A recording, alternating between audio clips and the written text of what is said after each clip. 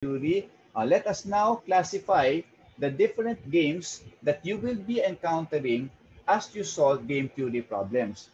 There are two types of game theory problems that you will encounter, but we will only focus on number one. Okay?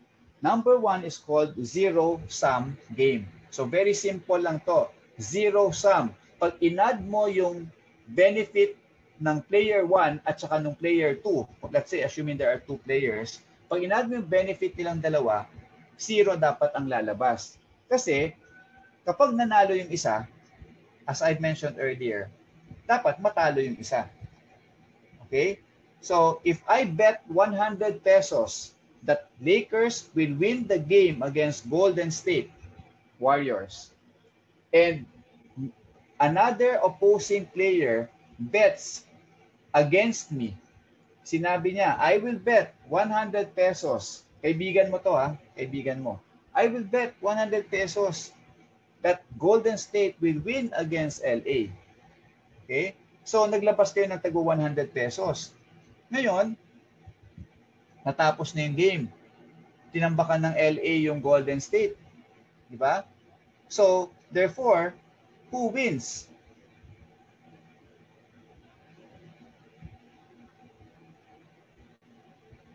Simple yata sobra ng tanong. Walang makasagot. Who wins?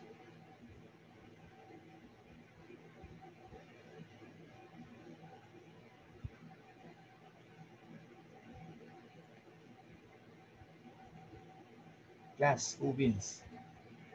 Yung tumaya sa LA o yung tumaya sa Golden State?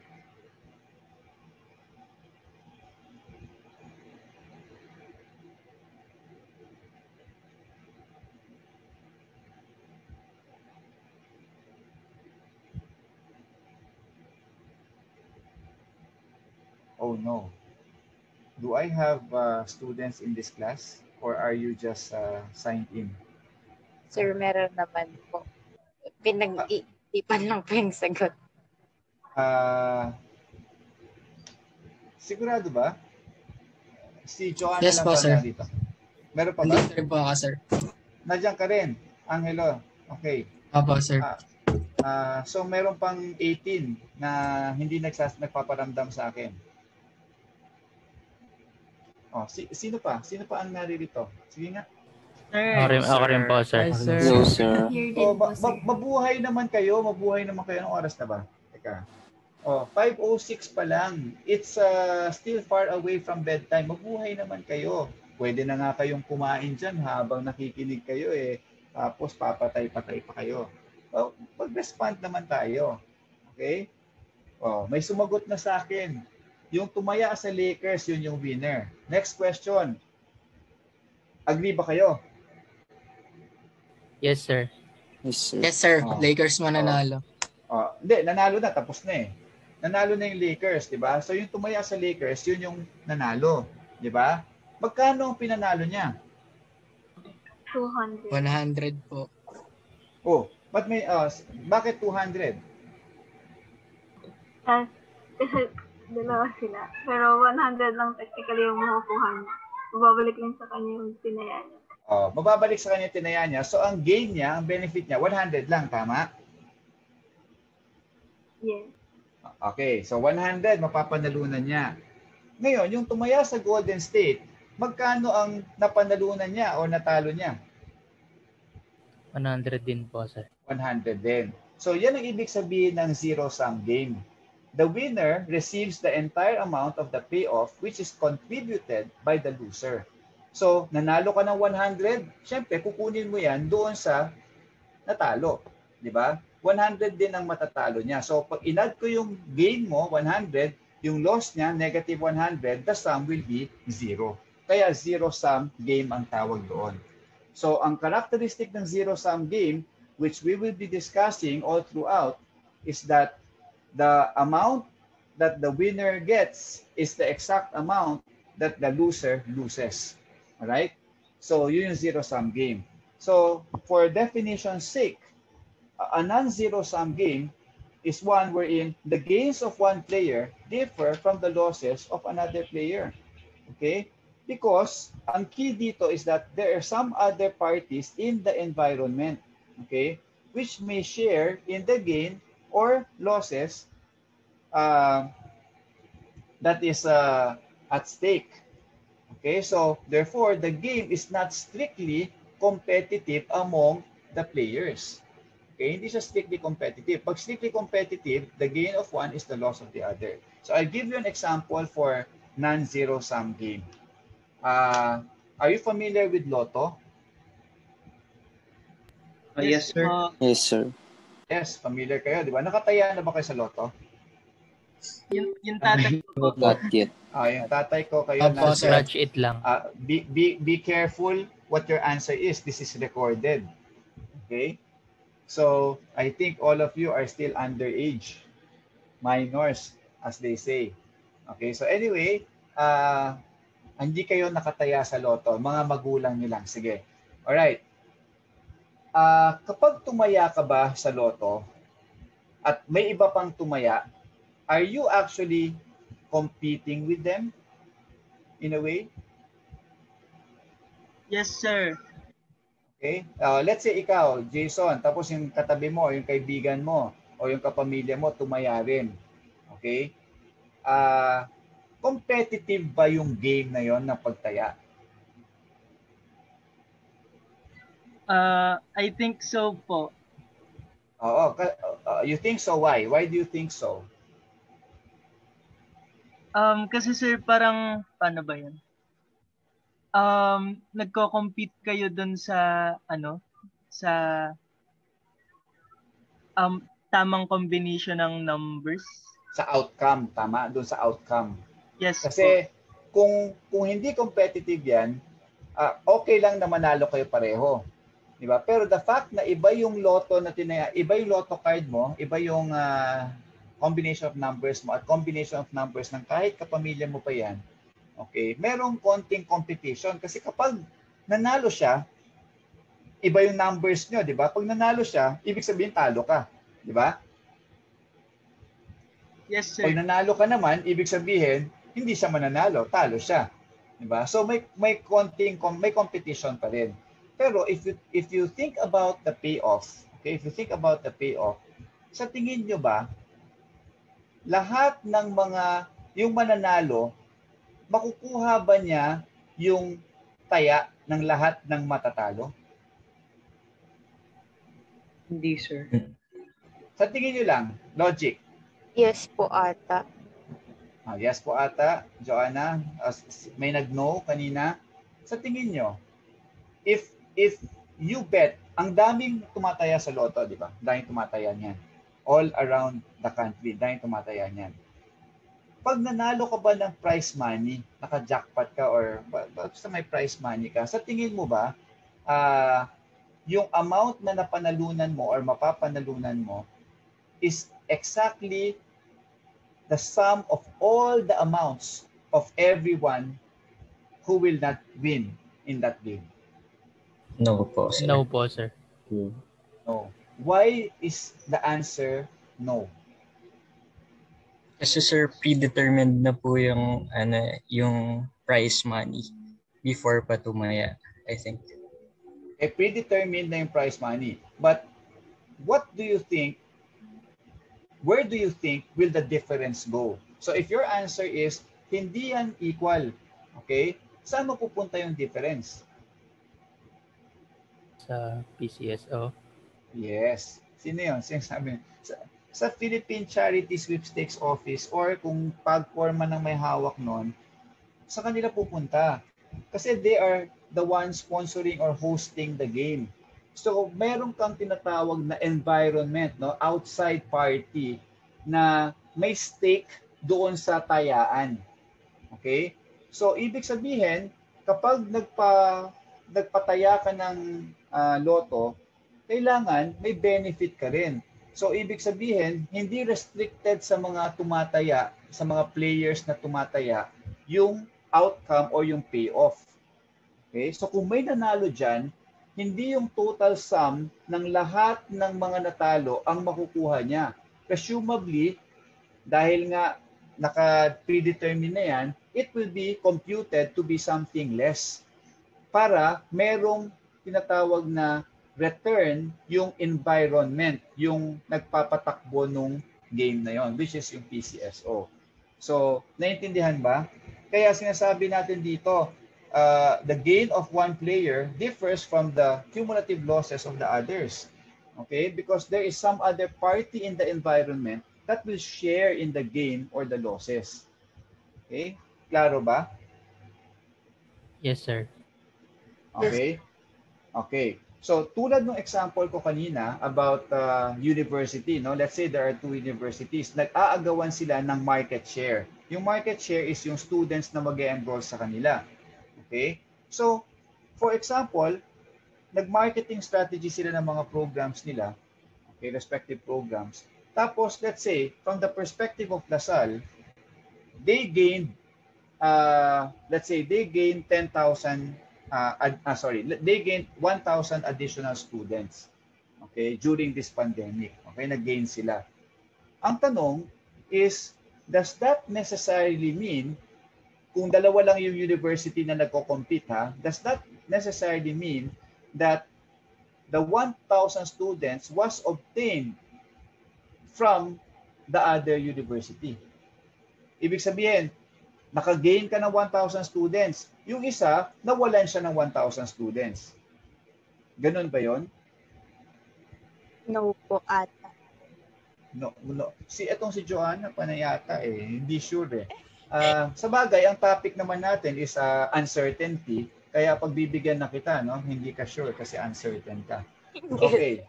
Sige. So, ano ka na? Absuelto ka na. Okay. So, ano na nga ba yung tanong ko? Sige. Kung nagdagdag ng enrollment ang LaSalle ng 1,000 students nag-enroll sa kanila, does that necessarily mean na nawalan ng 1,000 students na mag-e-enroll yung Ateneo? Sorry. Recorded ito. Yung other schools.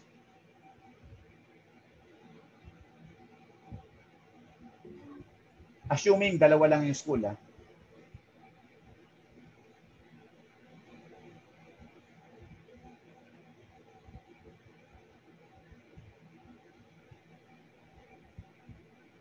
Isip-isip.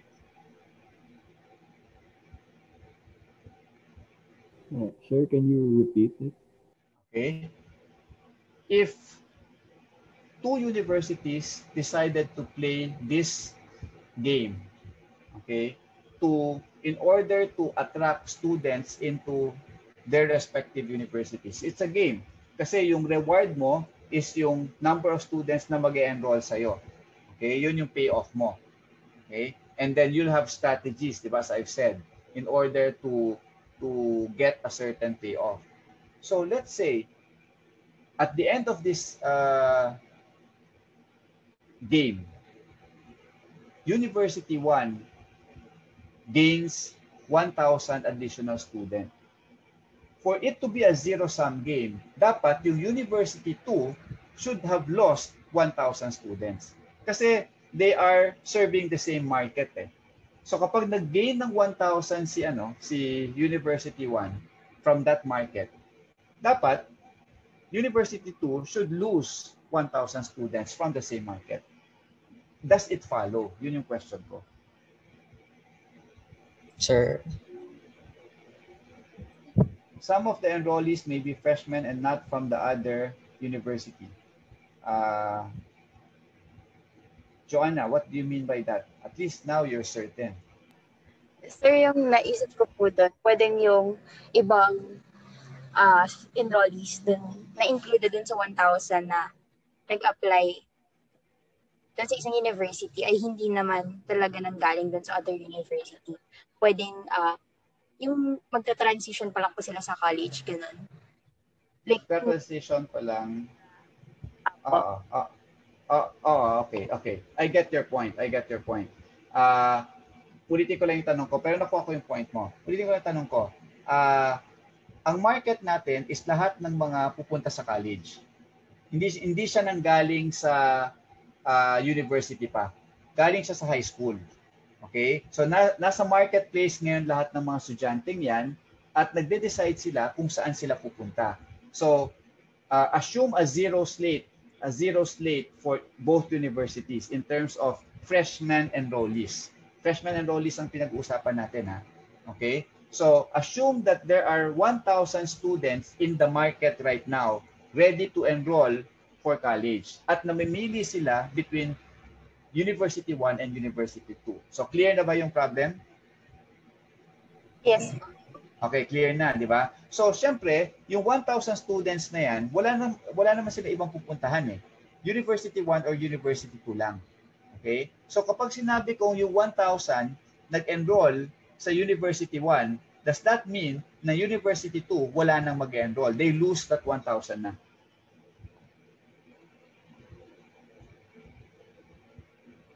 Sir, yes po.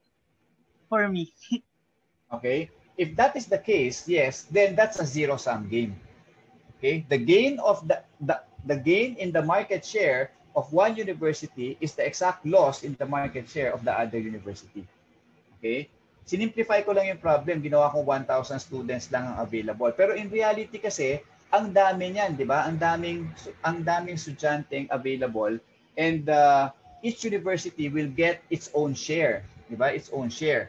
So if we have an existing share already of the market, okay, and then titingnan natin yung pwede nating idagdag doon sa share natin. So right now, LaSalle has its own share of engineering students relative to all the other universities. Ang tanong, if I market my programs more effectively, madadagdagan ba yung share na yon? So if right now, we're at 2,000 engineering students, okay, freshmen na nag-enroll, let's say we're at 2,000, ano yung pwede kong madagdag at the expense of the other university? Okay? So that's the question. Now ang gusto kong sabihin dyan is that games like that may not necessarily always be a zero-sum game. Pwede rin siyang maging non-zero-sum game kasi hindi lahat ng na-available sa market, okay, pwedeng pumunta or pumili sa dalawang university. So may environment factor ka ulit. Okay? Ano yung mga environment factors mo? Pwedeng a portion of the market will decide to study abroad. So you lose that to the environment. Diba? A portion of the market will decide, okay, pandemic ngayon, I don't want to worry about school on top of worries about my health. Okay? I will stop schooling muna. So hindi muna ako mag-aaral. So kumbaga, hindi nawala sa opponent mo yon. Yung mga taong nag-decide na hindi mag-aaral or pumunta sa ibang bansa, hindi nawala yon sa kanila.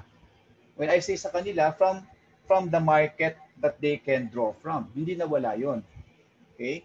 So hindi lahat ng nag-gain ng isang university ay mawawala doon sa kabila. Okay? May mga ibang galing sa environment na hindi na sila mag-aaral or pupunta na lang sila abroad. So hindi siya zero sum. Nakuha niyo yung sinasabi ko? Yes, sir. So it will not add up, no, in the end. Hindi siya mag-add up. So anyway, those are just examples, no? But in reality, there are really a lot of games naman na zero sum. Okay? So we will focus on zero sum games for the time being. So what are the characteristics of two-person zero sum games? So again, just to summarize, two-person zero sum game can have two possible solutions. The first one is a pure strategy solution, which I was discussing with you earlier. Okay? Yung meron tayong tinatawag na prescribed optimal strategy.